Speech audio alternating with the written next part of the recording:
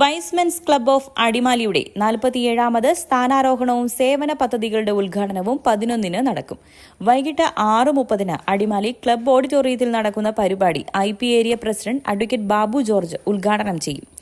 Mid west India regional director Tenzing George പുതിയ ഭാരവാഹികളുടെ സ്ഥാനാരോഹണ ചടങ്ങുകൾക്ക് നേതൃത്വം നൽകുമെന്ന് ഭാരവാഹികൾ വാർത്താസമ്മേളനത്തിൽ അറിയിച്ചു. ഈ ക്ലബിന്റെ 47ാമത് ഭാരവാഹികളുടെ സ്ഥാനാരോഹണവും അതോടൊപ്പം നിരവധിയായ സേവന പദ്ധതികളുടെ ഉദ്ഘാടനവും ഈ വരുന്ന 11-ാം തീയതി അടിമാലി ക്ലബ്ബ് ഓഡിറ്റോറിയത്തിൽ വെച്ച് നടക്കുകയാണ്.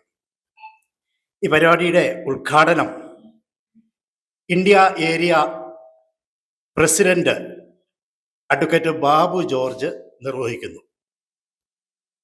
മിഡ് വെസ്റ്റ് ഇന്ത്യ റീജിയണിൽ 120ഓളം ക്ലബ്ബുകളുള്ള മിഡ് വെസ്റ്റ് ഇന്ത്യ റീജിയന്റെ റീജിയണൽ ഡയറക്ടർ ടെൻസിംഗ് ജോർജാണ് പുതിയ ഭാരവാഹികളുടെ സ്ഥാനാരോഹണ കർമ്മം നിർവഹിക്കുന്നത്.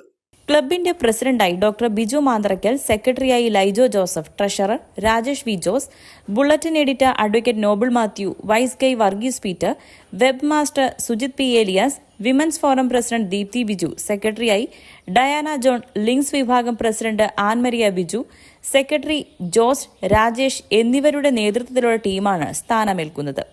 പുതിയ അംഗങ്ങളുടെ സത്യപ്രതിജ്ഞയ്ക്ക് റീജിയണൽ സെക്രട്ടറി ബിനോയ് പൌലോസ് നേതൃത്വം നൽകും. പ്രസിഡന്റ് ജോൺസൺ ഐസക് അധ്യക്ഷത വഹിക്കും.